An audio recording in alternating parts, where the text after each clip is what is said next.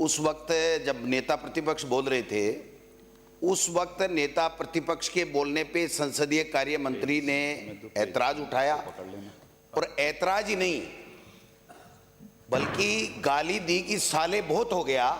इससे बड़ा दुर्भाग्य कोई हो नहीं सकता है, इससे बड़ा कोई दुर्भाग्य नहीं हो सकता कि संसदीय कार्य मंत्री नेता प्रतिपक्ष को गाली दे और ये सदन यूं ही चलता रहे। अरे माननीय सदस्य, माननीय साहब, मैंने अनुमति दी है, आपको भी अनुमति देंगे, आप चाहोगे तो।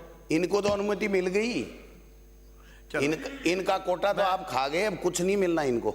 आप तो मैं ये कह रहा हूं, सीरियस बात है कि अगर संसदीय कार्य मंत्री ही अगर गाली दे, माननीय सदस्य, जब गाली दे तो उससे ज्यादा क्या शर्मनाक बात हो सकती है। हम जनता के मुद्दों के लिए यहाँ आते हैं, गाली खाने के लिए नहीं आते हैं। और संरक्षण अध्यक्ष महोदय को प्रतिपक्ष का करना पड़ेगा और इसके ऊपर व्यवस्था दें, माफी मांगे जोगाराम जी कि मेरे से गलती हुई है और मैं माफी मांगता हूं, उसके बाद में सदन चले। माननीय संसदीय मंत्री कुछ कहेंगे? मेरा न तो कभी हुई है न कभी होगी। मेरा अध्यक्ष महोदय लंबे समय का इस विधानसभा का अनुभव रहा है। मैं स्वयं, मेरे दल के सभी साथी, चाहे विपक्ष में है चाहे पक्ष में है, हम हमेशा अपने साथियों का मान सम्मान और आदर करते हैं। अपनी बात पूरी प्रभावी ढंग से रखता है, इसमें कोई कमी भी नहीं रखता है। और न हमारा कभी आशय रहा है किसी की मान मर्यादा को ठेस पहुंचाना या असंसदीय शब्द बोलने का।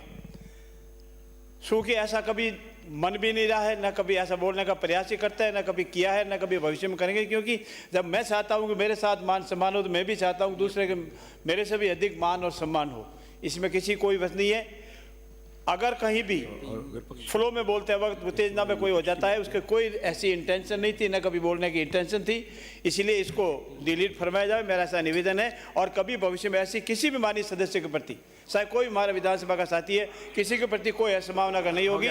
और इसके लिए कोई हो तो हम सॉरी फील करते हैं, कोई कुछ भी नहीं कहेंगे, हम कभी न कहा न कभी भविष्य में कहेंगे। हो गया। इन्होंने कहा नहीं तो डिलीट क्या करवा रहे हैं? जब डिलीट करवा रहे तो माफी मांगने में क्या डिलीट कर लें। जब डिलीट करवा रहे तो माफी मांगने में क्या दिक्कत है? आप देख लीजिए रिकॉर्ड, अगर रिकॉर्ड के अंदर आया है तो माफी मांगनी चाहिए। हमारे धारीवाल जी ने मांगी थी, हमने इनकी तरफ से मांगी थी।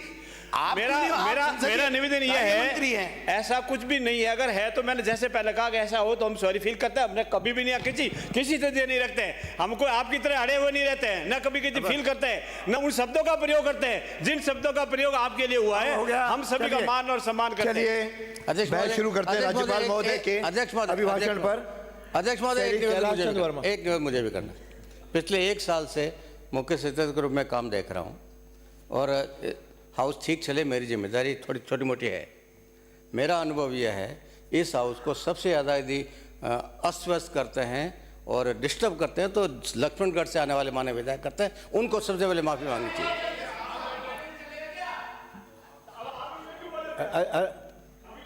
मेरा सभी माननीय सदस्यों से निवेदन है, आग्रह है, निर्देश है कि सदन की मर्यादाओं, परंपराओं और नियमों का सभी पालन करें। यदि कहीं बात हो जाती है तो तुरंत हम उसके लिए अपने, मैं समझता हूँ, खेद प्रकट करने में कोई नहीं है। इधर से भी हुआ है, इधर से भविष्य में पक्ष विपक्ष दोनों की ओर से किसी प्रकार का न हो। और साधारणतया जो बीच बीच बोलने की आदत है, मैं समझता हूँ इसको समाप्त करें। समय का भी अपव्यय होता है और हम लोग अपनी मर्यादाओं में रखें, अपनी बात रखें तो अधिक समय तक सदन भी चले और आपके सार्थक भी विषयों पे बात हो। और साथ में दोनों भाई फिर बीच में बोले, अभी तो खड़ा ही हो, फिर मेरे को पिन पॉइंट करना पड़ेगा। दोनों सदन में विपक्ष के नेता भी हैं, संसदीय मंत्री भी हैं, दोनों सचेतक भी हैं। इनके पास भी जो अपने अपने अधिकार हैं वे भी इनका पालन करें। ताकि सूची देनी है तो मुझे दोनों सचेतक दें, नाम भी सदस्य अपने अपने सचेतक को लिखवाएं। और बीएससी की मीटिंग को भी जो अपनी होती है उसको भी सम्मान रखते हुए उसको अपना काम करने दें, ऐसा मेरा सबसे आग्रह है। अब श्री कैलाश चंद वर्मा। हो गया? अरे आपकी कोई समस्या है क्या? करेंगे माननीय अध्यक्ष जी। अब अरे अब सदन के शुरू चलने दो भाई। अच्छा, दोनों पक्षों विषय रखें, चर्चा आने दो। माननीय अध्यक्ष